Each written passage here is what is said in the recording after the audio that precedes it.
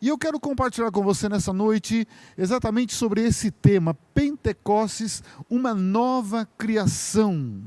O que é uma nova criação em Pentecostes? Pentecostes, na verdade, ele é o início da igreja, é o pontapé inicial da igreja.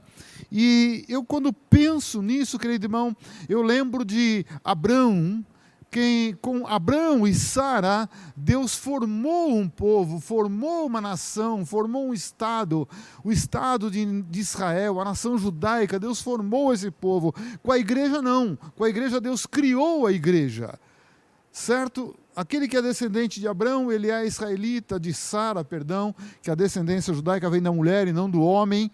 Então, ele é um judeu, ele é um israelita. Mas com a igreja é diferente. Com a igreja Deus criou a igreja.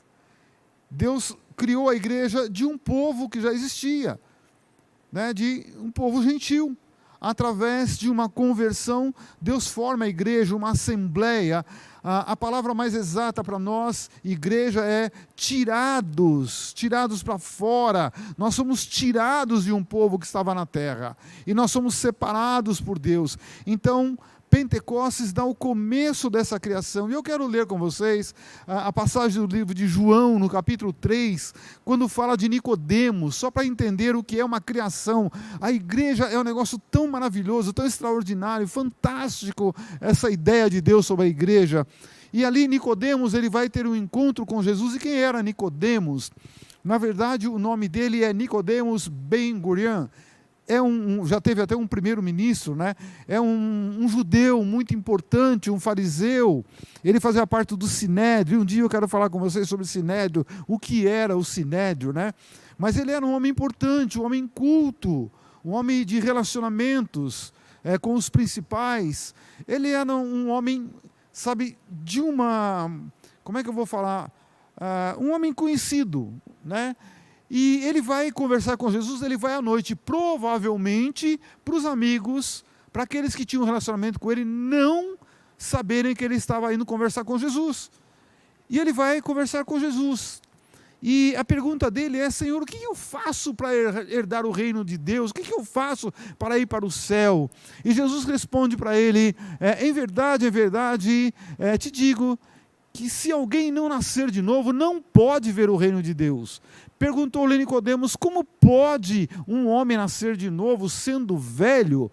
Pode, porventura, voltar ao ventre materno e nascer uma segunda vez? Querido, para um homem culto, um homem, um dos principais daquele lugar, sabe, um fariseu, um conhecedor da lei, fazer esse tipo de pergunta para Jesus parece uma pergunta tão tola, tão boba, tão tosca. Como é que pode um homem nascer de novo sendo um adulto? Vou entrar no ventre materno? Parece sem sentido. Mas, querido, eu preciso lembrar que até essa data, até eu coloquei uma frase, por favor, me ajuda aí, queridos. Até essa data, até esse tempo, todos sabiam da lei de Moisés. Ninguém sabia ou ouviu sobre o novo nascimento. Quando Jesus fala com Nicodemos sobre o novo nascimento, ele ficou surpreso, ele não tinha uma resposta para isto, porque nunca ninguém pensou nisso. Foi com Jesus que Deus começa a formar a igreja, e a igreja só quem nasce de novo. Mas um fariseu, conhecedor da lei, então para ele ir para o céu, herdar o reino de Deus, era seguir a lei.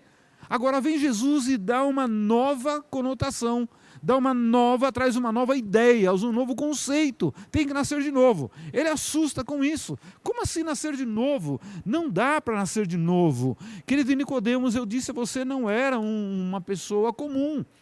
Não sei se você sabe, no livro dos Apócrifos tem o Evangelho de Nicodemos. Porque depois, ao que tudo indica, ele se converte, ele se torna uma pessoa muito influenciada ali, e ele é um dos que vai ajudar José de Arimateia com o corpo de Jesus. Então, ele realmente se converte, mas até aquele momento ninguém sabia de novo nascimento. Jesus trouxe algo novo, trouxe algo surpreendente para você. E agora eu quero pensar sobre o tempo de gestação de uma igreja. Uma igreja que ela demorou mais de 3 anos de gestação. Então a igreja ela não começou assim, pá, do nada, não. Jesus nasce sabe, o Filho do Deus vivo, o Deus entre nós, Emanuel, ele nasce, mas ele começa o trabalho dele com 30 anos, e ele passa 3 anos com discípulos. Não foram só os 12 estavam próximos, mas ele discipulou mais pessoas. Então ele passa 3 anos trazendo esse conceito de um novo nascimento, trazendo um conceito de um povo tirado para fora, tirado do meio daquela sociedade, um povo que iria herdar o reino de Deus de uma maneira diferente do povo judeu. Então ele traz esse conceito, mas pensa que foi fácil? Não, não foi, mas ele vem com esse projeto de igreja, e ele traz isso dentro do coração, ele implanta isso no coração de pessoas, de homens e de mulheres, e essas pessoas abraçam esse conceito. E aí eu quero ler com você Atos, só para você, é um texto muito conhecido também. Eu estou lendo do versículo 6 até o 8, mas é interessante ler, sabe, todo esse capítulo 1. Então os que estavam reunidos lhe perguntaram: Senhor, será esse tempo em que restaures o reino de Israel? Respondeu-lhes: não vos compete conhecer tempos ou épocas que o Pai reservou pela sua exclusiva autoridade. Eles estavam pensando que Jesus estava trazendo uma libertação do Império Romano. Eles iam ficar livres do Império Romano, e Jesus não estava falando sobre isso. A ideia não era essa, a ideia era formar um povo. É por isso que nós somos um reino, nós somos um povo separado, um povo tirado. A igreja na sua essência é algo tão tremendo, querido irmão. Mas recebereis poder ao descer sobre vós o Espírito Santo, e sereis minhas testemunhas tanto em Jerusalém, como em toda a Judéia, Samaria e até os confins da terra. Olha o que Jesus estava ensinando ali. Jesus mudou a resposta da pergunta, Jesus mudou o rumo daquela conversa. Jesus disse para eles: ei, não é nada disso que eu estou propondo a vocês. Vocês ainda não estão entendendo. Depois de 3 anos comigo, vocês ainda não entenderam o projeto. Mas tudo bem, daqui a pouco vocês vão entender. Mas olha, não compete a vocês saber tempo, época, isso é do Pai. O que eu estou trazendo para vocês é uma nova ideia, um novo projeto que o Pai tem para agora. É por isso que eu penso que estar na presença de Deus é maravilhoso, ter intimidade com Deus é maravilhoso, mas o próximo passo é cumplicidade. É isso que Jesus estava ensinando para eles. Eu estou com vocês, estar com vocês para mim é maravilhoso. Vocês também estão sentindo isso, mas vocês precisam saber qual é o próximo passo, qual é a cumplicidade que Deus quer de vocês. Então não saiam sem antes receber do alto o poder. Para eles era algo meio estranho. Como assim receber do alto o poder? O que é esse negócio de Espírito Santo? O que é isso? Porque para o judeu não existe a trindade, irmão. Para o judeu ele conhece Deus através da manifestação dos nomes. Jeová Jireh, Jeová Rafá, certo? Jeová Nissi. Eles não têm a trindade. E quando Jesus fala do Espírito Santo, para eles fica uma coisa meio estranha, mas tudo bem. Né? Jesus diz: ei, então vocês vão ficar reunidos, vocês não vão sair enquanto vocês não receber o poder do alto. Então, querido, aqui eu creio que a igreja entra na sala do parto.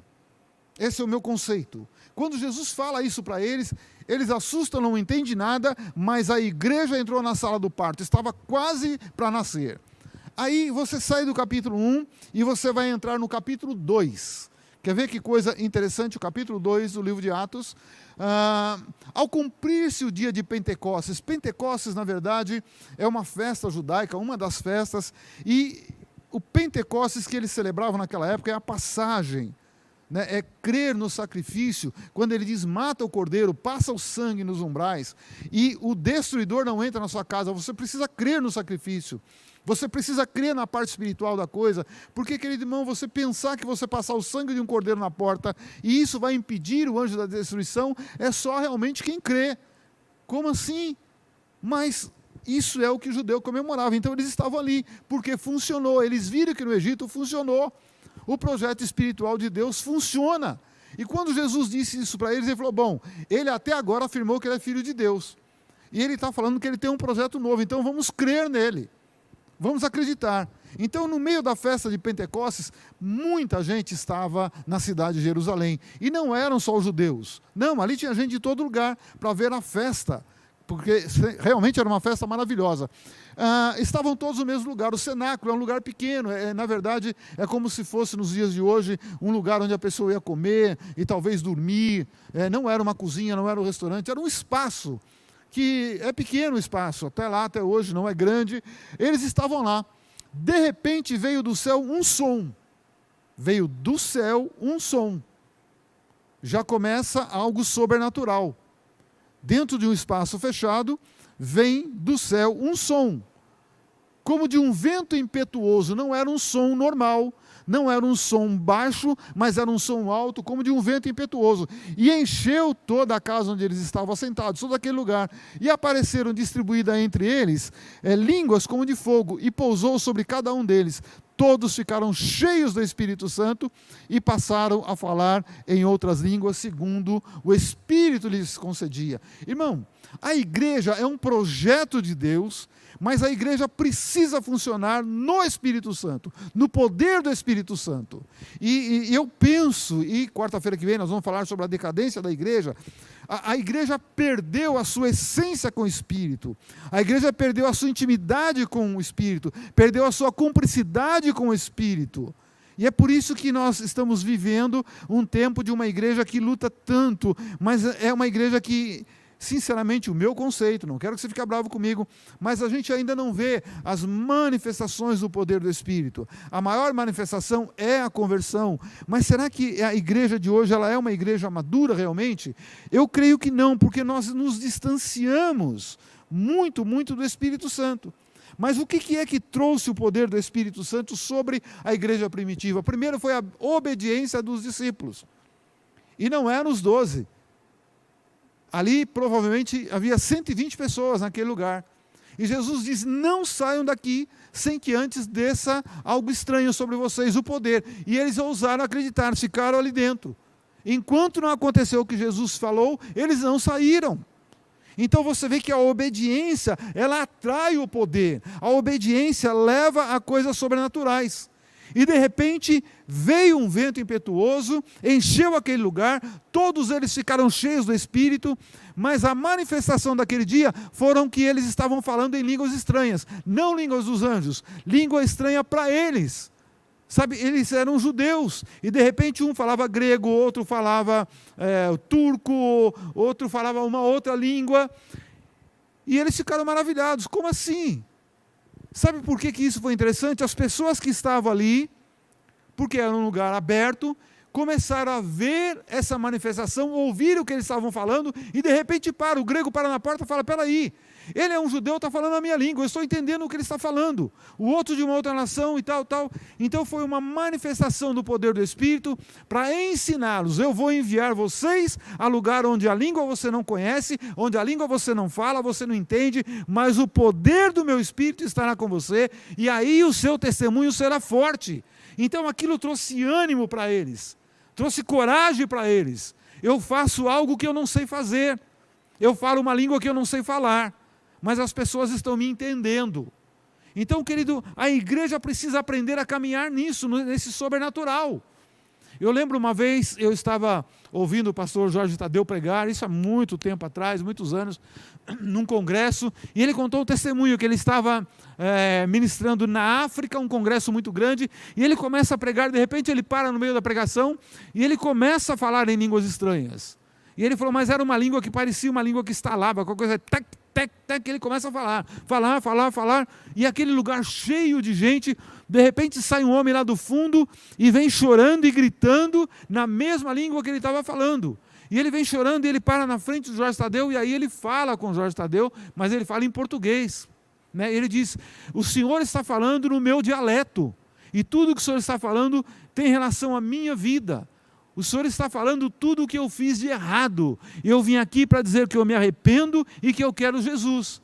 Você entendeu? Um poder sobrenatural leva um homem, no meio de uma pregação, a falar uma língua estranha, como se ele estivesse orando, mas ele não estava orando, ele estava pregando para alguém. Então, querido, essa manifestação também é para mim hoje, é para você hoje, mas eu preciso entender esse projeto de igreja.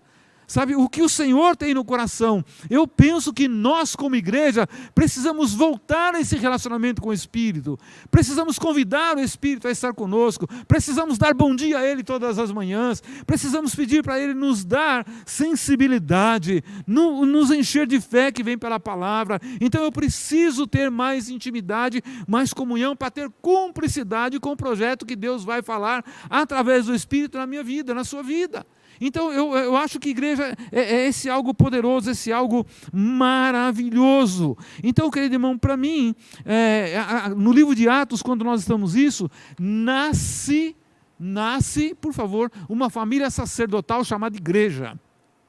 É por isso que a Bíblia diz que nós somos sacerdotes, todos nós, não só eu que estou pregando, não só quem está louvando, mas você é um sacerdote, você é uma sacerdotisa, porque isso faz parte dessa família sacerdotal chamada igreja. Nós somos o reino, nós somos um povo separado, então todos nós temos um sacerdócio, sabe, dentro de nós. Eu preciso executar esse sacerdócio. É muito mais do que viver uma vida de crescer, estudar, trabalhar, formar família, é muito mais do que isso. O projeto de Deus para mim e para você é muito maior do que isso. Então eu preciso estar envolvido nesse projeto, mas eu só vou entender esse projeto a hora que eu realmente começar a dar abertura para o Espírito e ter uma intimidade com o Espírito Santo. Irmão, uma coisa que também me chama a atenção é o poder da igreja primitiva. O poder da igreja primitiva. Nasce a igreja, agora, essa igreja, ela não nasceu por acaso, não nasceu de qualquer jeito, houve um preparo, houve uma manifestação do Espírito. Sabe, eu sei que nós precisamos ter métodos de trabalho, eu sei disso, já vou falar da igreja primitiva, como era uma igreja poderosa, por que isso aconteceu. Irmão, eu sei que nós precisamos de método de trabalho, eu sei que hoje a igreja, na verdade, precisa ser um grande balcão de atendimento, mas, irmão, se nós não tivermos a essência, que é o Espírito, não adianta. Podemos ser uma grande empresa, uma grande instituição, uma grande estrutura, mas nós não vamos cumprir o papel de igreja. Nós não vamos, porque quem vai fazer a coisa acontecer é o Espírito Santo. Mas primeiro precisa ter uma igreja que entende de obediência. Quando o Espírito fala para fazer, faz. Você entendeu? Não é mudar de opinião. Se a coisa não lhe agrada, não. O Espírito mandou fazer, eu vou fazer. Então, querido irmão, isso que eu acho maravilhoso. Teve um tempo na minha vida, eu não estou falando de ninguém, não é nada disso, nem falando mal, mas, querido irmão, chegou uma hora que eu cansei. A gente ia em congressos, você vai pregar, você vai aprender, tem muita coisa, mas onde eu chegava eu percebia que tinha gente querendo me vender uma apostila, um método de trabalho. Irmão, Jesus não deixou, não estou criticando, não, eu faço apostila, eu tenho apostila que eu fiz, não estou criticando, mas Jesus não deixou uma apostila, Jesus deixou um Espírito vivo. E Ele mesmo falou, o Espírito Santo vai te fazer lembrar tudo o que eu ensinei aqui na terra. Então, se nós não tivermos essa conexão, essa ligação com o Espírito, nós vamos tentar ser igreja baseado na sabedoria humana. Irmão, não vai funcionar. Não vai funcionar, isso vai trazer canseira, peso na nossa vida. Então, a igreja precisa voltar a esse relacionamento com o Espírito. Deixar de ser, sabe, essa igreja distante do Espírito. Não, nós temos que ter essa comunhão, porque é o Espírito que está aqui. É o Espírito que faz a igreja. O dia que a igreja for arrebatada, o Espírito também sai daqui. O Espírito está por conta da igreja, por causa da igreja, para trazer vida para a igreja. Então nós precisamos, como igreja, e é um alerta para mim, para você, como igreja Vida Nova, e qualquer outra igreja que confessa Jesus, nós precisamos deixar o Espírito falar conosco, precisamos deixar o Espírito nos direcionar, não andar por vista, mas por fé. Acreditar que o Espírito é vivo, está aqui dentro de mim, dentro de você, e é Ele que vai nos mover. Agora, a origem do poder da igreja primitiva. Qual era a origem? Por que isso veio sobre a igreja primitiva? E por que isso está tão distante de mim e de você hoje? Por quê? Quer ver? Vamos lá, vamos ler o livro de Atos também, e vamos entender isso agora já no capítulo 2, já no final do capítulo 2.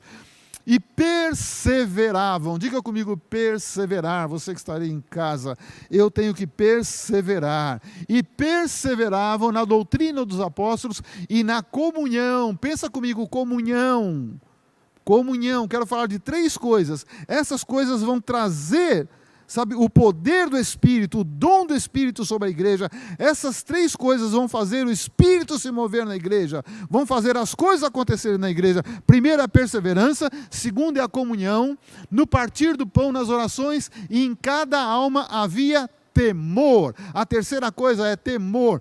Primeira coisa, querido irmão, perseverança. Segunda coisa, comunhão. Terceira coisa, temor. Não é medo de Deus, mas temor, respeito às coisas de Deus. Sabe, então, temor. E muitos prodígios e sinais eram feitos por intermédio dos apóstolos. Você percebe que os sinais, através dos apóstolos, vêm depois, vou repetir, vem depois da perseverança da igreja, vem depois da comunhão da igreja e vem depois do temor da igreja. Se não houver essas coisas na igreja, porque a igreja, nós somos unidos, nós somos um povo, se não houver isso, não tem sinais, o poder do Espírito não pode se manifestar. Então é isso que eu quero realmente colocar na minha vida e na sua vida. Todos os que creram estavam juntos e tinham tudo em comum. Vendiam suas propriedades e bens, distribuindo o produto entre todos, à medida que alguém tinha necessidade. Irmão, olha que coisa maravilhosa era essa igreja. Por isso que essa igreja marcou a humanidade, marcou época. Depois dessa igreja veio a decadência. Sabe, na época, nos anos 70 já começou toda a decadência. Essa igreja poderosa durou pouco. Muito pouco. Houve manifestação depois da restauração do ministério pastoral, do ministério mestre e do ministério do evangelista. Aí houve alguns sinais, porque Deus estava restaurando a sua igreja. Mas, querido, o poder da igreja primitiva estava nessas três coisas. Primeiro, esse povo era um povo perseverante. Eles tinham uma doutrina apostólica e eles perseveravam na doutrina. O que é doutrina, querido irmão? É aquilo que te dá o caminho, aquilo que te dá o norte, aquilo que traz uma regra de como funciona. Isto é doutrina. Então esse povo perseverava. Às vezes você acha que a doutrina apostólica agradava a todo mundo? Não, querido irmão. Você acha que alguém não tentou passar a perna na doutrina dos apóstolos? Tentou. Ananias e Safira, um casal que tentou passar a perna. Mas, querido irmão, o poder do Espírito Santo era tão grande, não só para abençoar, mas também para corrigir a igreja. E a morte daqueles dois trouxe temor na igreja. A igreja voltou a ter o temor, o respeito às coisas de Deus, a não mentir para as coisas de Deus, a não fazer coisas erradas. Então, querido irmão, nem sempre uma doutrina vai trazer coisas que somente te agrada. Não, vai corrigir o rumo. Mas, havendo isso, querido irmão, havendo essa perseverança, há uma coisa poderosa, o Espírito vai encontrar lugar onde ele pode se manifestar. Então, o que eu vejo? A igreja primitiva tinha algo que eu preciso restaurar em mim. E quero que você restaure isso em você também. Uma vez eu ouvi de um apóstolo muito amigo meu, Ricardo Wagner, do Rio Grande do Sul, um homem que tem um testemunho maravilhoso. Ele é de uma família muito rica no Rio Grande do Sul, uma família tradicional, e quando ele se converte, a família rejeita ele. A família, como é que fala quando? Deserda ele. Ele perde o direito de todos os bens da família. Sabe, e tentaram matá-lo, bateram tanto nele, deram uma paulada na cabeça, jogaram ele numa vala, tanto que ele tem o olho meio para baixo hoje, e jogaram ele na vala e está morto, foram embora, mas Deus não deixou, ressuscitou ele, e ele está vivo hoje, ressuscitou não, né? Não deixou ele morrer, perdão, e ele está vivo, ele tem um projeto em cada cidade do Rio Grande do Sul, implantar uma igreja. A última vez que eu estive com ele já estava em 164 cidades, então esse é o projeto. Hoje ele não pastoreia uma igreja, ele pastoreia uma rede, a rede apostólica, e ele continua firme. Então, querido irmão, eu ouvi dele uma coisa assim, olha, quem não tem coragem para dar a vida por um propósito, não é digno de viver por ele. Falei, Ricardo, isso é pesado. Ele falou, mas isso é o evangelho. Isso é parte da igreja primitiva. Porque a igreja primitiva, ela entendeu o propósito da igreja e ela estava pronta para morrer por esse propósito. Então, se eu quero realmente ser um cristão de fibra, alguém que quer ver milagres, alguém que quer ver a coisa acontecer, alguém que quer fazer a diferença, eu tenho que ter isso no meu coração, sabe? Coragem de morrer por um propósito. Eu não vou falar morrer dando a sua vida, mas morrer matando vontades, matando o ego, matando desejos, isso é precioso demais. E aí sim eu vou conseguir atrair, trazer de volta para a igreja do último tempo, que somos nós, o poder que a igreja primitiva teve. Eu creio que Deus, no último tempo da igreja, vai restaurar o primeiro tempo da igreja. E eu tenho pedido para Deus, Senhor, hoje eu quero viver mais. Eu quero viver mais. Porque eu quero fazer parte desse projeto. Eu não quero estar fora desse projeto. Eu quero chegar no céu e ter conversa para conversar. Eu quero ter assunto para falar. Eu quero ter milagre para contar. Eu quero dizer lá ali para um Elias, para todo mundo lá no céu, falar, ó, teu tempo foi maravilhoso, mas o meu também foi. Né? Então eu quero isso, quero viver esse tempo, querido irmão. Então, primeira coisa, querido, é isso que a igreja precisa entender. Nós precisamos, sabe, a coragem, nós precisamos, querido irmão, a perseverança. Você entende? Mesmo quando está tudo ruim na minha vida, está tudo ruim, eu vou continuar louvando a Deus, eu vou continuar adorando a Deus, eu vou continuar firme, eu não vou desanimar. Mas me entristeceram, me magoaram, não vou parar. Eu vou continuar, eu tenho que ser que nem Paulo. Paulo bateram tanto nele, jogaram ele para fora da cidade, falaram, está morto, larga ele aí, e voltaram para a cidade. Eles mal entraram, Paulo levanta, sacode a poeira e volta e diz, ei, Jesus morreu por vocês. Então é esse tipo de cristianismo que nós estamos prestes a viver. Prepara isso no seu coração, querido, mas é uma igreja que vai fazer toda a diferença. Segunda coisa que eu falei para você é a comunhão. Entre eles, querido irmão, havia comunhão de verdade. É lógico que tinha diferenças? Sim, tinha diferenças. Lógico que nem todo mundo se dava bem com todo mundo. Lógico que isso é verdade. Onde tem gente, irmão, tem competição, tem inveja, tem tudo isso porque faz parte da natureza humana. Mas nós precisamos superar esses problemas. Essas coisas são pequenas demais diante do projeto que Deus tem. Essas coisas não fazem, sabe, tanta diferença para que eu possa alcançar o projeto. Eu tenho que relevar muita coisa e aprender a ter comunhão. A comunhão dele chegou a tal ponto que quem tinha 2 casas, 3 casas, vendia 1, 2 e punha aos pés dos apóstolos. Para quê? Para que ninguém passasse necessidade.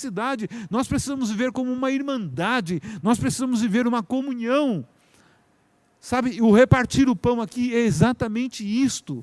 Repartir o pão. Se eu tenho 2, eu vou dar 1 para você, e eu preciso saber o que você precisa, eu preciso estar junto com você. Então isso tudo atrai o poder do Espírito Santo, irmão. Essas coisas, a comunhão precisa, sabe, fazer parte. O Salmo 133 eu não vou ler não, eu fiz só a frase. O lugar onde Deus ordena a bênção é onde existe união, respeito e honra.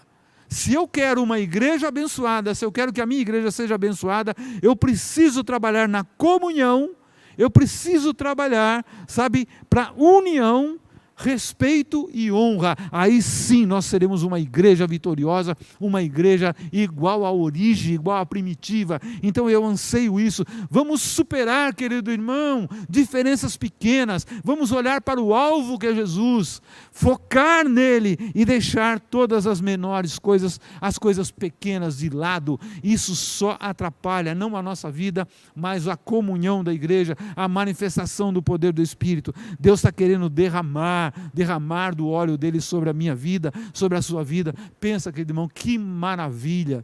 Eu estava agora com o pastor Alex, ele teve uma carta, eu fiz uma carta para ele orar por uma pessoa que está no estado terminal, com câncer.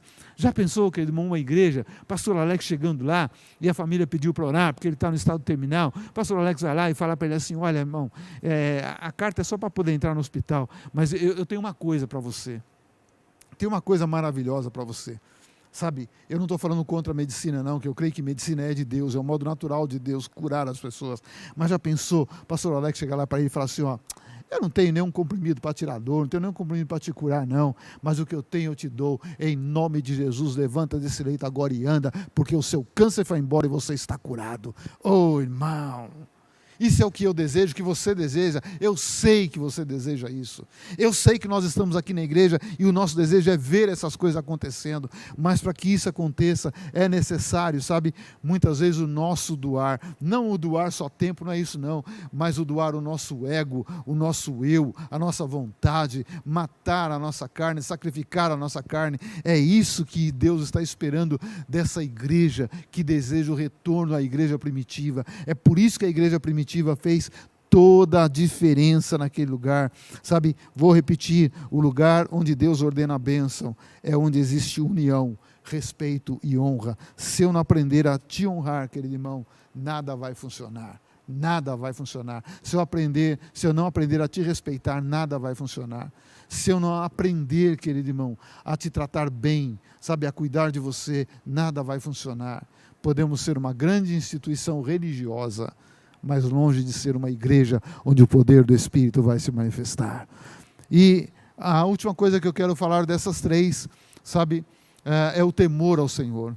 O temor, sabe, ao Senhor é o princípio da sabedoria. Uma igreja só terá sabedoria para receber poder quando houver temor no coração do povo. Enquanto não houver temor no coração das pessoas, no meu coração, no seu coração e no coração das pessoas da igreja, não tem como Deus derramar o dom do Espírito, o poder do Espírito, a unção, sabe, de poder, é onde tem a cura, é onde tem milagres, onde tem sinais. Deus não pode derramar, porque a igreja não tem um temor, um respeito às coisas de Deus. E eu quero insistir nesse ponto, querido irmão, sabe, puxa vida, quando eu entro aqui, eu preciso saber, estou na casa do meu Pai, estou na casa do Deus Todo-Poderoso, sabe, não é ser religioso, não é isso não, sabe, porque o respeito está dentro, o respeito não está fora. A manifestação do respeito pode estar fora, mas o maior respeito está dentro do meu coração. É quando eu dobro o joelho ali antes de subir aqui, ó. E todas as vezes que eu subo aqui, antes eu tenho que dobrar o joelho. Já dobrei o joelho lá em cima, mas eu dobro aqui. Senhor Espírito Santo, eu quero ser um instrumento nas tuas mãos. Eu preciso de sensibilidade para pregar a tua palavra. Eu não quero subir ali naquele púlpito e ser um profissional. Eu não quero. Sabe, se eu subir aqui e a minha perna não tremer, é melhor não subir. Se eu subir aqui e o coração não acelerar, é melhor não subir. Sabe, querido irmão, porque aqui não pode, sabe, se basear na sabedoria humana. Não, aqui tem que ser na sabedoria divina. Aqui precisa ter o mover do Espírito Santo. Então, querido irmão, eu penso que realmente, né, o que nós precisamos é do temor do Senhor. Do temor do Senhor, voltar a ter temor do Senhor. E quando eu tenho esse temor, que é esse respeito, sabe, eu preciso entender como lidar com pessoas, como lidar com situações, para que realmente a minha igreja seja uma igreja poderosa. Quando eu falo minha, é a sua igreja também. E a última coisa que eu quero pensar com você, para estar encerrando, igreja primitiva, lugar de poder. Atos 2, versículo 37 e 38. Ouvindo eles essas coisas, compungiu-lhes o coração, e perguntaram a Pedro e aos demais apóstolos: que faremos, irmãos? Respondeu-lhe Pedro: arrependei-vos, e cada um de vós seja batizado em nome de Jesus Cristo, para a remissão de vossos pecados, e recebereis o dom do Espírito Santo. Irmão, só existe dom do Espírito Santo, só existe um derramar do Espírito Santo. Esse dom e esse derramar só vem sobre uma igreja arrependida.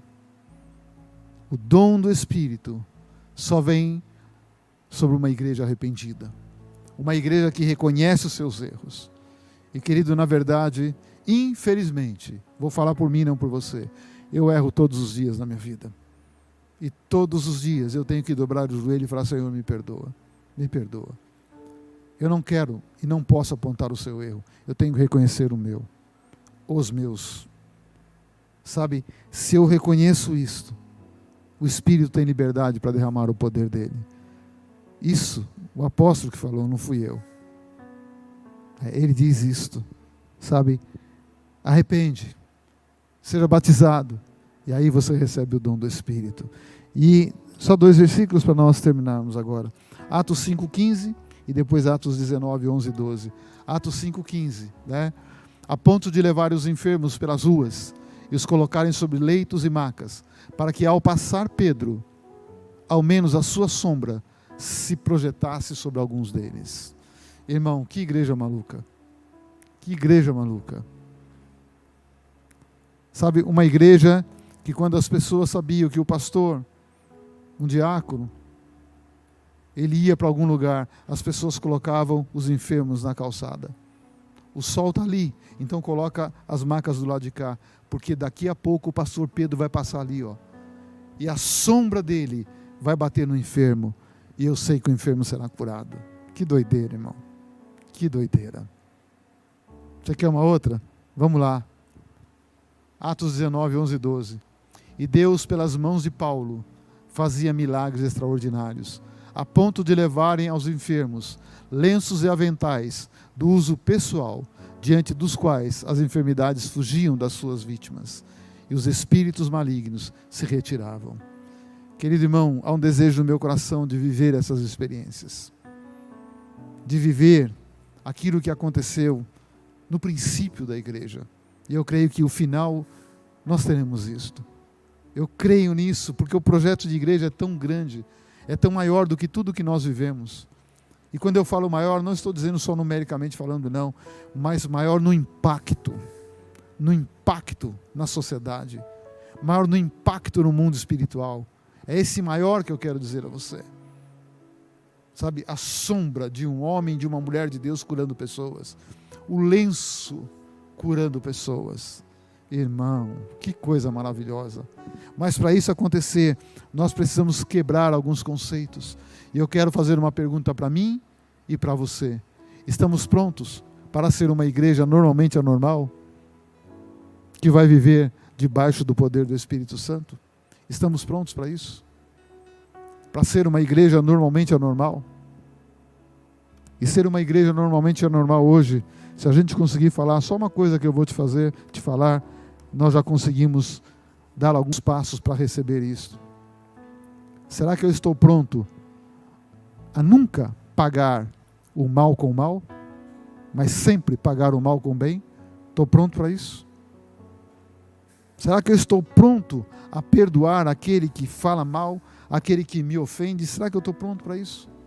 Será que eu estou pronto a estender a mão para uma pessoa que me fez o mal? Esse é o projeto de Jesus. É muito maior do que os meus conceitos. Muito maior. Mas é o projeto para a igreja. É aquilo que Deus tem para uma igreja que fará toda a diferença. E eu desejo viver essa igreja. E eu sei que você também deseja. Será que como igreja eu vou estar a ponto de acreditar em tudo que a Bíblia promete, no meio de um mundo tão confuso, tão inseguro, onde nós não sabemos o que vai acontecer amanhã? Será que eu vou estar pronto a dizer, mas eu sei em quem eu tenho crido, que Ele é poderoso para me guardar até o dia final? E é isso que me espera, que te espera. O meu Pai, o seu Pai, nos guardará até o último dia. Eu preciso aquietar no meu coração e saber que Ele é Deus acima de todas as coisas. Das minhas limitações, dos meus pecados, das minhas dificuldades. Ele está pronto. Mas eu preciso receber o Senhor Jesus na minha vida, me arrepender e começar a dar passos de quem nasceu de novo. Que Deus te abençoe, que Deus nos abençoe. E o meu desejo nesse mês é estarmos falando de uma igreja madura, de uma igreja que vai caminhar para o final, uma igreja gloriosa, porque o Senhor volta para buscar, para arrebatar uma igreja gloriosa. Eu quero fazer parte dessa igreja, eu quero estar junto com você, porque eu sei que você fará parte dessa igreja. Pai, no nome de Jesus, muito obrigado pela Tua palavra, obrigado por esse projeto tão grandioso, a igreja do Senhor na face da terra. Sabe, a criação de um povo, no meio de tanta coisa errada, de tanta podridão, mas o Senhor cria um povo, separa um povo, nós somos esse povo. Obrigado, Senhor. Senhor Espírito Santo, o Senhor tem toda a liberdade em nós, para fazer aquilo que precisa ser feito, para moldar esse vaso, até torná-lo um vaso de honra, na casa do Pai. Eu abençoo a vida do meu irmão, da minha irmã, apesar da distância, mas eu sei que a palavra abençoadora chega. Então, Pai, eu abençoo essa família, no nome de Jesus.